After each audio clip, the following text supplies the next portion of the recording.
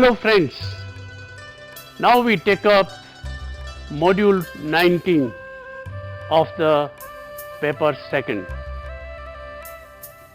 Today we will focus our attention on Rubens and Rembrandt. Our objectives in learning this module are: learn about the lives and times of Rubens and Rembrandt, understand their works.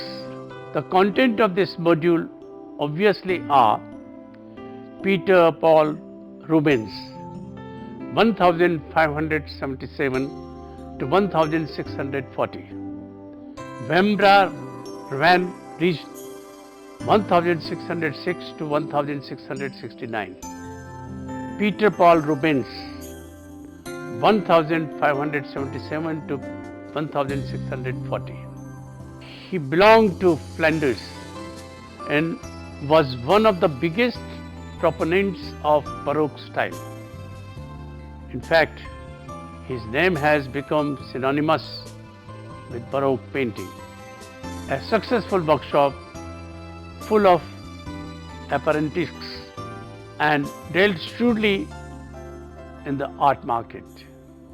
He undertook important diplomatic missions for the Spanish Netherlands and was court painter to the governors of their territory.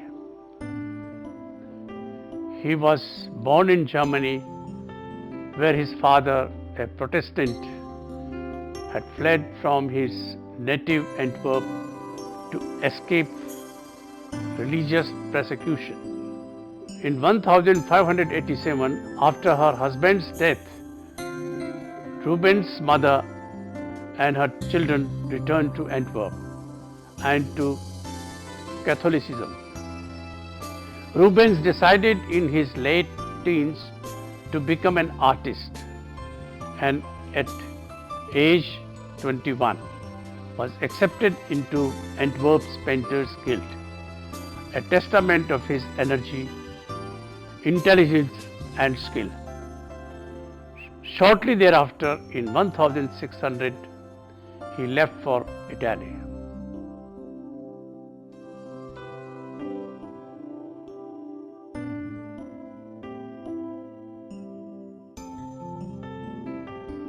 In Venice, his work came to the attention of the Duke of Mantua, who offered him a court post.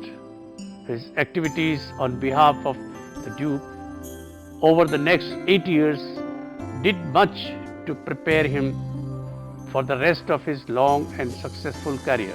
The Duke had him copy famous paintings in collections all over Italy.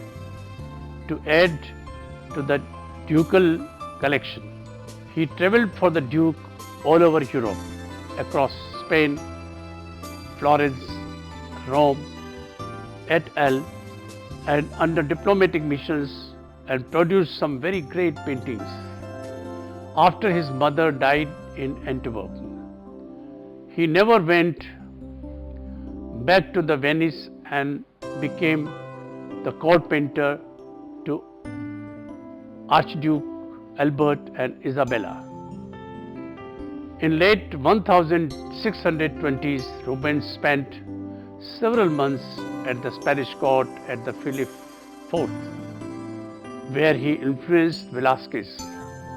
Antwerp in South Netherlands was under the influence of Christian Spain.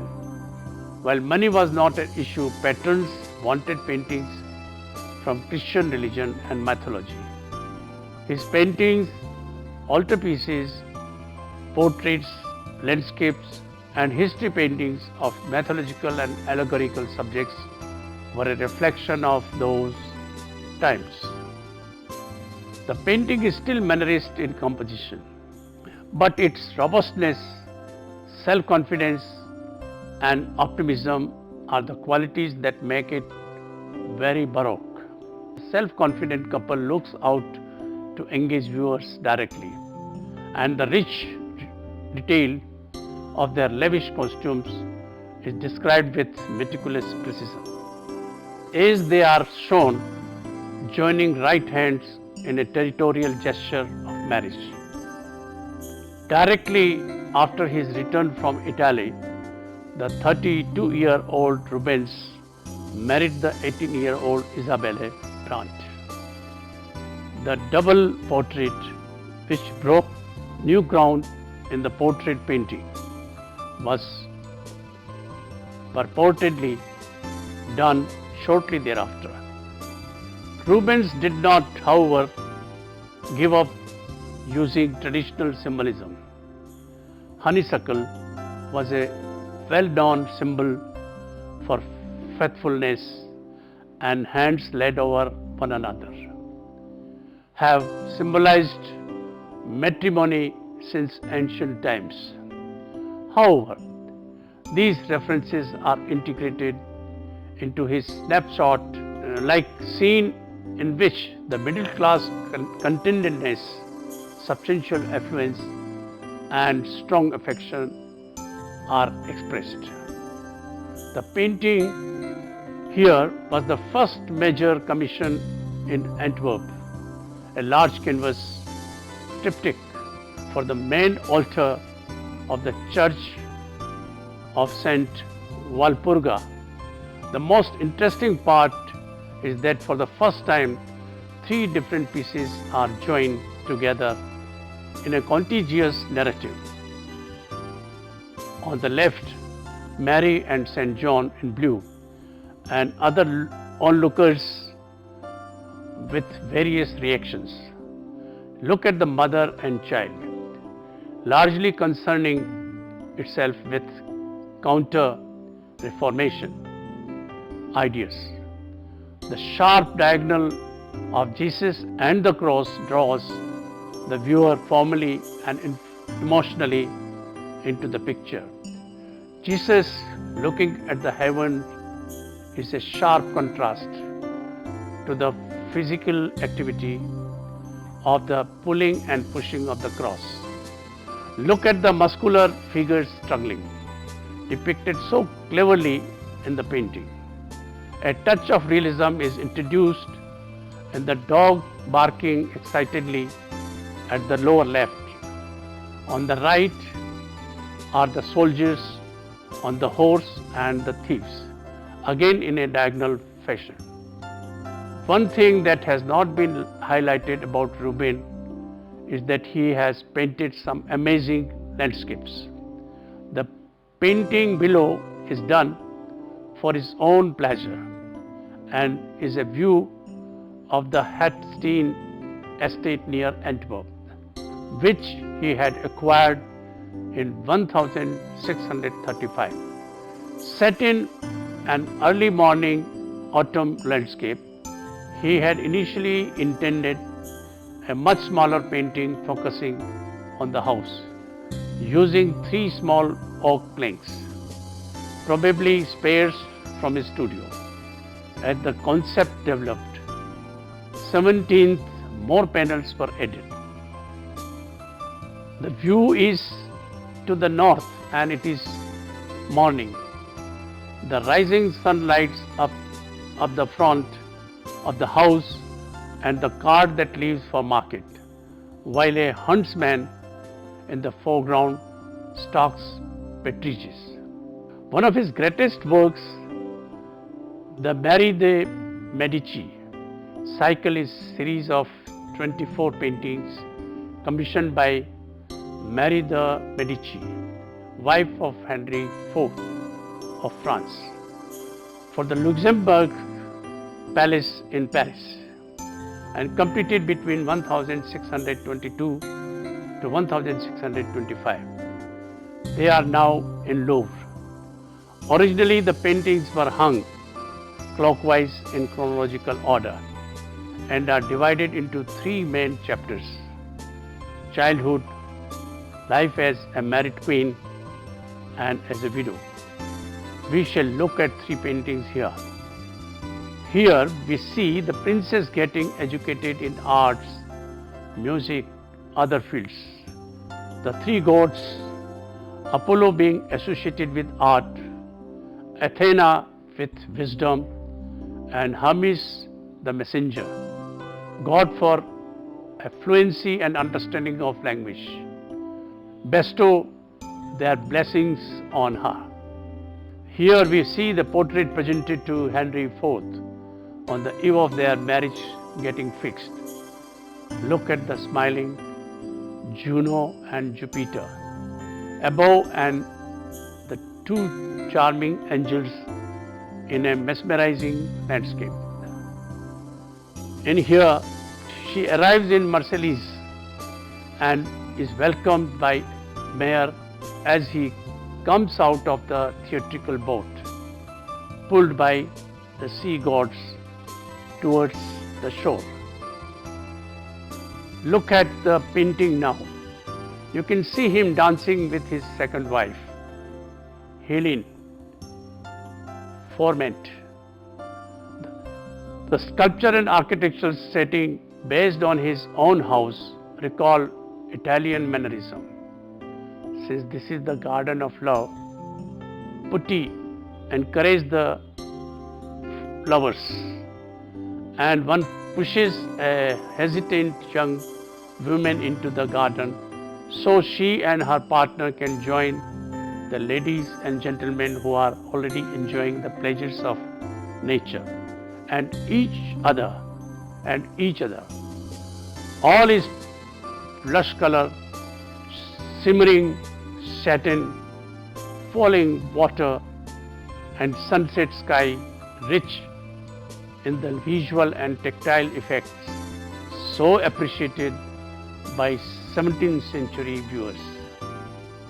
Rubens uses the production of prints and book title pages especially for his friend Balthasar Marx, owner of the large Plantin Marx publishing house, to further extend his fame throughout Europe during this part of his career. With the exception of a couple of brilliant etchings, he only produced drawings for these himself, leaving the printmaking to specialists such as Lucas Wassermann. He recruited a number of engravers trained by Goltzius, who he carefully schooled in the more vigorous style he wanted. He also designed the last significant woodcuts before the 19th century revival in the technique. Rubens established copyright for his prints, most significantly in Holland, where his works widely copied through print. In addition, he established copyrights for his work in England, France and Spain. One of the Rubens collaborators, Anthony van Dyck, 1599 to 1641, was a great portrait painter. In this figure, Van Dyck shows Charles I dressed casually for the hunt and standing on a bluff overlooking a distant view. This was one of the casual and elegant royal portraits, at once noble, relaxed and informal. The horse, the landscape adds to the beauty of the picture, as if in decorous homage. The tree branches bow gracefully towards him, echoing the circular lines of the head. Let us look at some of his works.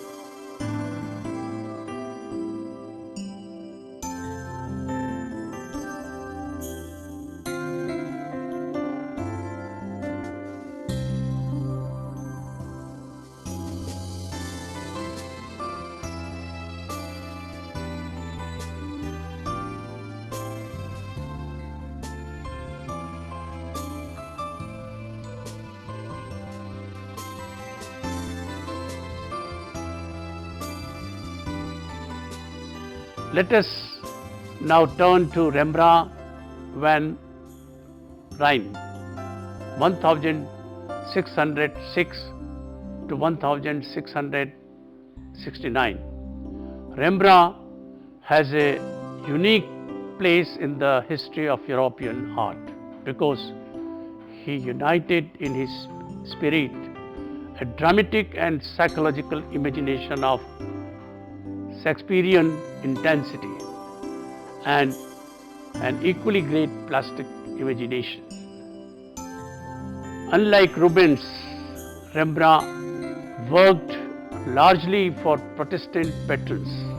However, he ran his own commercial enterprise as free as possible from the influence of patronage, preferring that his works be valued as Rembrandt's rather than as products of contractual agreement. With this attitude, Rembrandt virtually invented the modern art market. One of the 9 children born in Leiden to a miller and his wife, Rembrandt studied under Pieter Lasman, the principal painter in the Amsterdam at that time, from whom he absorbed an interest in naturalism, drama, and tenebrism championed by Caravaggio. In contrast to his successful public career, however, Rembrandt's family life was marked by misfortune. Between 1635 and 1641, Saskia gave birth to 4 children, but only the last, Titus, survived. Her own death came in 1642 at the age of 30. Hendrik Stoffels, engaged as his housekeeper about 1649, eventually became his common law wife and was the model for many of his pictures. Despite Rembrandt's financial success as an artist, teacher and art dealer, his penchant for ostentatious living forced him to declare bankruptcy in 1656. These problems in no way affected Rembrandt's work. If anything, his artistry increased. His art touched upon every aspect of human life, then left his mark on art history and nature. Subtlety and technical powers established etching as formal subject. He painted, drew and etched every subject that was known to art history at that point. The subject matter of Rembrandt's paintings include biblical and mythological scenes, landscapes and portraits. Like Caravaggio, Rembrandt was attracted to the dramatic effects of light and dark, but he used them to create the character of his figures as much as their background.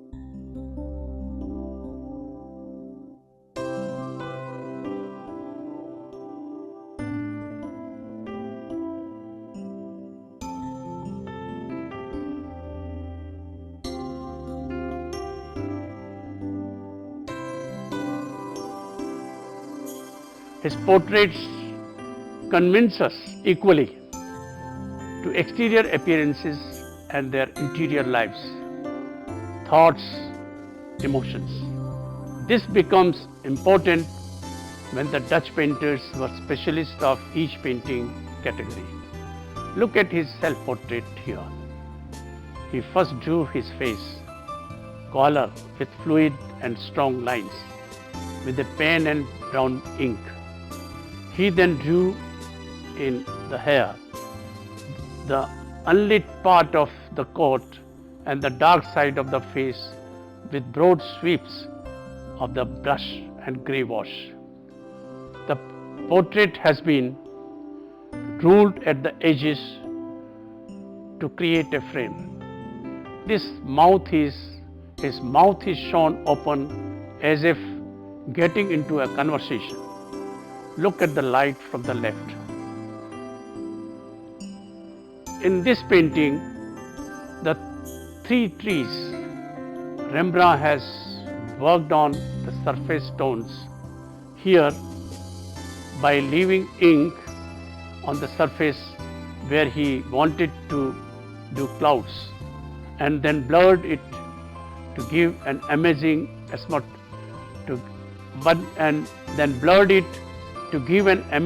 atmospheric effect.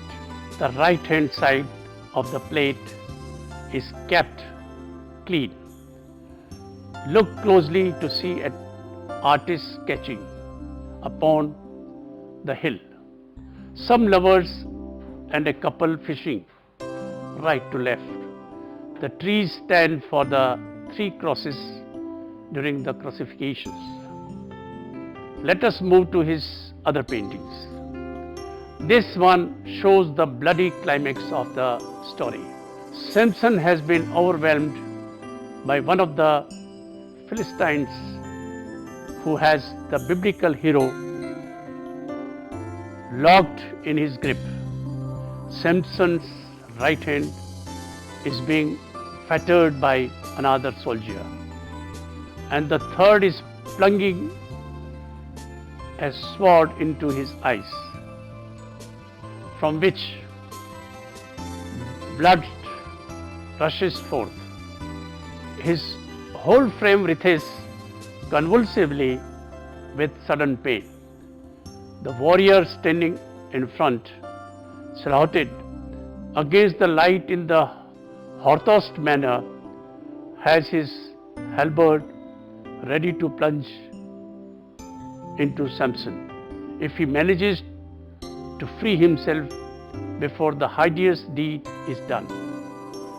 Delilah, with a look of terror mixed with triumph, is a masterful characterization seen in a half haze.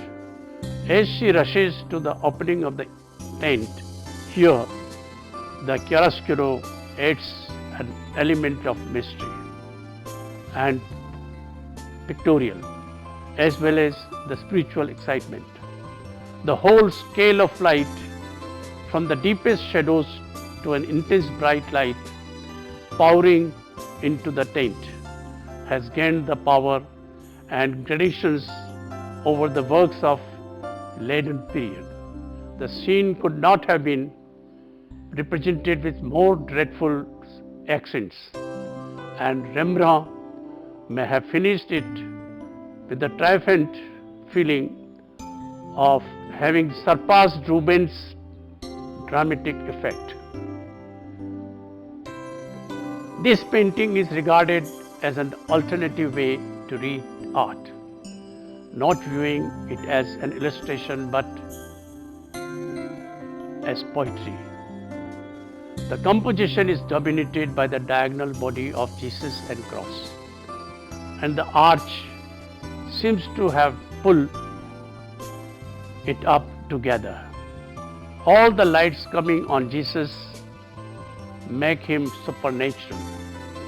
Overseeing the studio scene is a white turbaned commander who also resembles self-portraits by Rembrandt. Positioned behind the crucifixion scene, he seems to both look out of the painting and observe the action, an important thing that all artists did during those times. The painting here is one of his classic masterpieces. It depicts a militia company led by Captain Banning Cook, leaving Amsterdam, demonstrating the value of arms and preparedness. By the way, the time it was painted, it was not night. Using the chiaroscuro method, light and dark play an important role in the drama of a painting.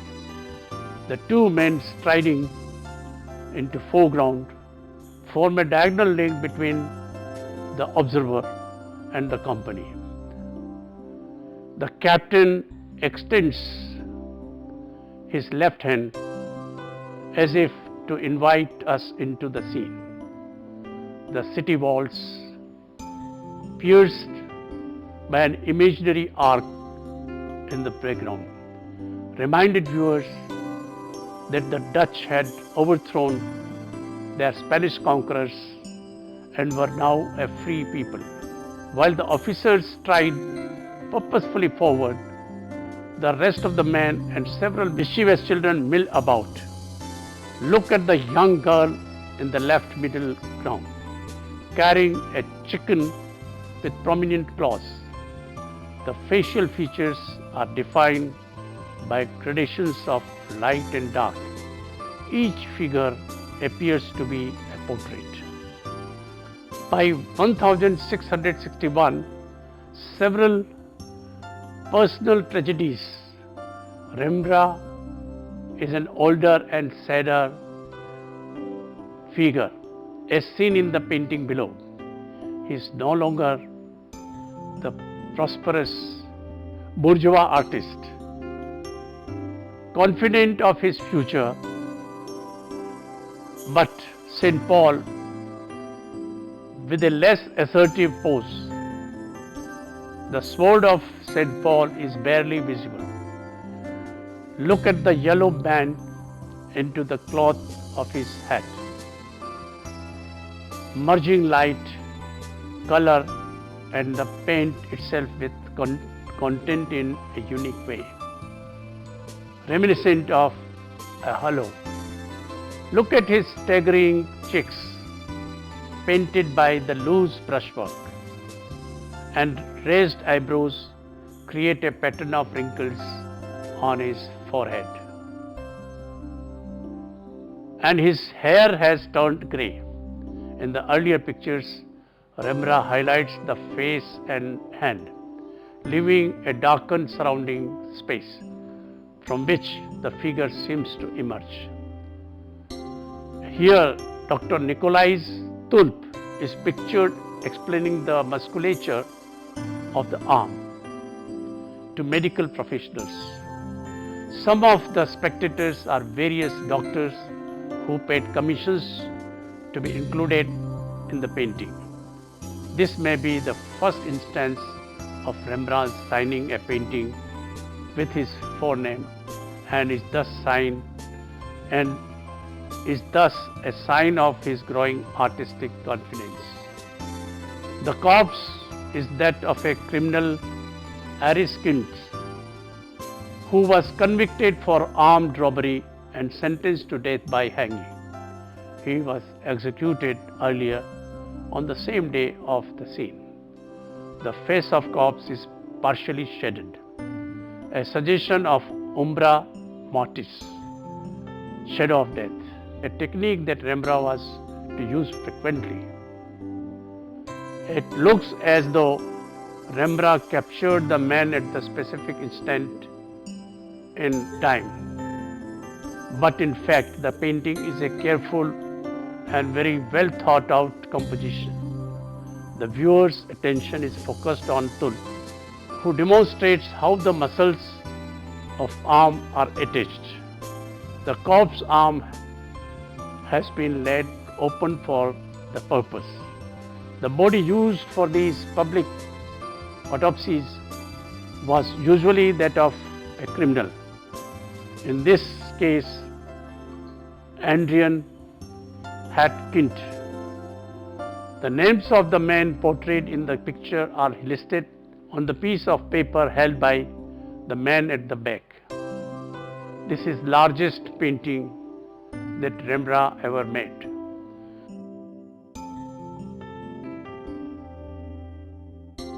The boy who sits staring ahead is lost in thought. His thumb presses against his chin. There are some papers on the desk, and he holds a pen in his right hand and a pen case in his left. That this is a portrait of a Rembrandt's son. Titus is not in doubt. An important clue to this is that there are several other paintings by Rembrandt from the same period that unmistakably show the same boy. Let us look at some of his other important works.